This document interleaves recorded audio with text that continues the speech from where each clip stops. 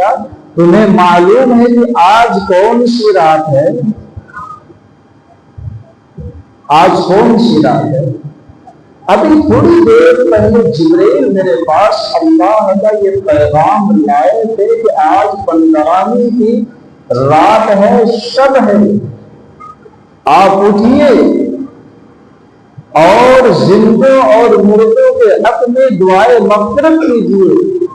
اسی لیے میں اٹھ کر گیا۔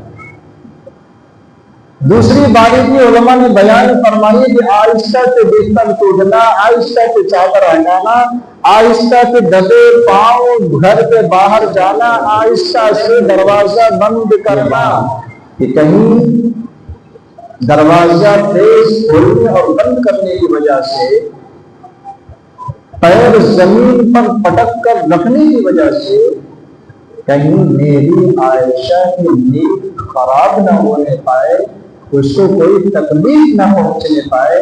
اس لیے اللہ کے رسول آہستہ آہستہ بستر ٹوٹے، آہستہ باہر گئے، آہستہ دروازہ بند کیا، واپسی بھی ایسے آہستہ آہستہ ہو۔ آج ہمارے معاشرے میں بیوی کو بیوی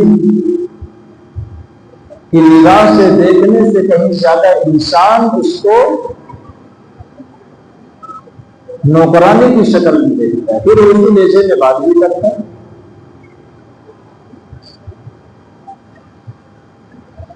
اس لیے میرے بھائی، اللہ تبارک و تعالیٰ نے یہ جو جوڑیاں بنائی ہیں سکون کے لیے بنائی ہیں، بے سکونی کے لیے نہیں بنائی۔ اور معاشرہ اللہ کے رسول نے سمجھایا ہے، ٹھیک ہے تم عبادت کر رہے اس طریقے سے کرو کہ سوئی بیوی کو تکلیف نہ ہو۔ یہ نہیں کہ بیوی وہاں سوئی تم وہاں سر پہ لگانا شروع کر دو، اللہ۔ ارے لگانے تھوڑا الگ ہوگا، جا کر لگاؤ۔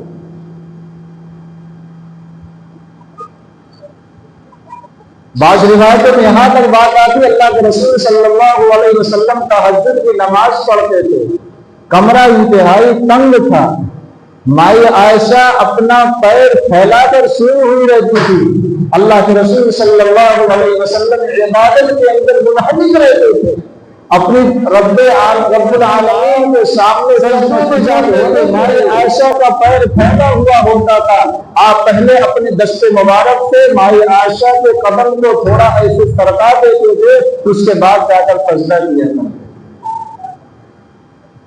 کتنی نرمی، کتنی محبت۔ اور آج اللہ ہمیں کبھی توفیق دے تو 2 رکعت پڑھنے کی، اور خدا نخواستہ بیوی پیر پھیلا دے وہاں پر یا بچے کا پیر آ جائے تو پتہ چلا نیت توڑ کر پہلے اسے ٹانگ کھینچ کے کنارے کریں گے، تیری مجال میں اللہ کی عبادت کرو تو بدلنا نہیں۔ اس لیے میرے بھائی، اللہ کے رسول کی اتباع اور اللہ کے رسول کے طریقے میں اللہ نے کامیابی رکھی ہے، دنیا میں کسی چیز کے اندر اللہ نے کامیابی دی ہے۔ جو چیز اللہ کے رسول نے بتلائی ہے، آج سائنس اس کے اوپر ریسرچ کر رہے ہیں۔ ہماری شریعت، ہمارے نبی کی سنت یہ بتاتی ہے کہ کھانا کھانا ہے تو سب سے پہلے ہاتھ دھو۔ آج سے 1400 سال پہلے بتا کر چلے گئے، اب جا کر سائنس کی آنکھ کھلے گی کہ ان کے نبی نے ہاتھ دھونے کے لیے پہلے کیوں کہا ہے۔ پتہ چلا کہ اس لیے کہا ہے کہ ہو سکتا ہے کام کاج انسان کرتا ہے، ملازمت کرتا ہے، کھیتی باڑی کرتا ہے، ہاتھ کا استعمال کرتا ہے، کہیں اس کے ہاتھ کے اندر کوئی ایسی جراثیم تو نہیں لگی، کوئی ایسا زہر والی چیز تو نہیں لگی کہ بغیر ہاتھ دھوئے کبھی کھانا استعمال کرے گا تو ہاتھ سے مس ہوتا ہوا لٹنے کے ساتھ اس کے پیٹ میں چلا جائے گا اور جان لیوا ثانی۔ اس لیے شریعت نے ہاتھ دھونے کا پہلے حکم ایک سنت کے اندر اللہ نے زندگی رکھی۔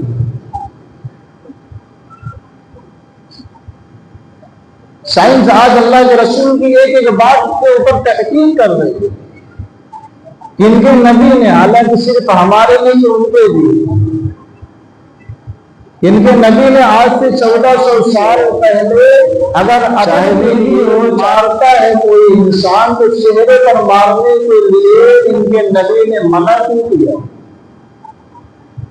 اب جا کر سائنس کی آنکھ کھلی، تحقیق انہوں نے، اور پتہ چلا اللہ تبارک و تعالیٰ نے اس سر کے اندر جو دماغ رکھا ہے، ان دماغوں کے اندر جھلی کے نیچے کئی محفوظ جگہ کے بعد باریک باریک نسیں ہیں، اور وہ سب نسیں ہوتے ہوئے پہلے چہرے کے اوپر آتی ہیں، اور اس کے اندر خون گردش کرتا رہتا ہے، خون کا دوران رہتا ہے، اس خون کے دوران کی وجہ سے انسان کے رخسار پر، چہرے پر چمک دمک رہتی ہے، بشاشت رہتی ہے، خوشی کے آثار رہتے ہیں، چہرہ چمکتا ہوا رہتا ہے۔ پھر وہی باریک باریک نشے اللہ تعالیٰ ادھر ادھر سے پھیلاتے پھیلاتے پیر کے ناخن تک لے کر آتے۔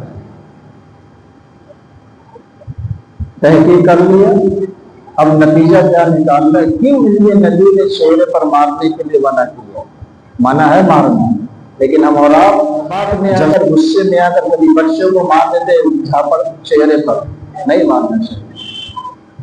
کئی بیوی کو مار دیتے، نہیں مارنا چاہیے۔ کبھی اپنے گھر کی معصوم بچیوں کے اوپر ہاتھ اٹھا دیتے، اللہ معاف فرمائے۔ کبھی ہم نے غلطی نادانی نہیں کی، اللہ ہمیں معاف فرمائے۔ چاہے اپنا بچہ ہو، چاہے اپنی بچی ہو، چاہے اپنا پرایا ہو، اگر ہم نے کبھی یہ عمل نادانی میں کر دیا ہے، بغیر علم کے کر دیا، اللہ ہم سب کو معاف فرمائے۔ مسکرانے ہنسنے کی بات نہیں ہے، زندگی بھر ہمارے چھوٹی لغزش کی وجہ سے ایک باپ کا کوئی بچہ کھیلتا تھا، منع کیا کہ مت کھیلنا، ناش ہے، ٹوٹ جائے گا، ٹوٹ جائے گا۔ تھوڑی دیر رکھ دیا کھلانا، لیکن بچہ پھر کھیلنے لگا، اور اس کے بعد سے کوئی قیمتی چیز شیشہ وغیرہ ٹوٹ گیا، باپ جذبات میں آ کر ایک جھاپڑ یہاں کھینچ کر لگایا ہے، اور دادی کو دادی جوائن فیملی ہوگی، دادی کو دادی کو برداشت کر سکتی ہے اپنے پوتے کے آنسو،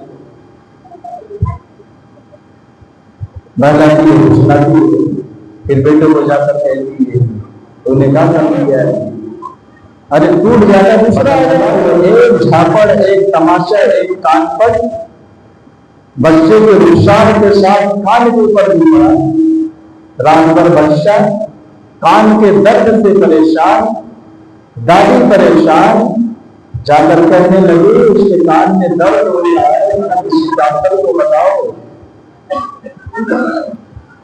ڈاکٹر کے پاس جاتے ہیں، ڈاکٹر اپنے نالج کے مطابق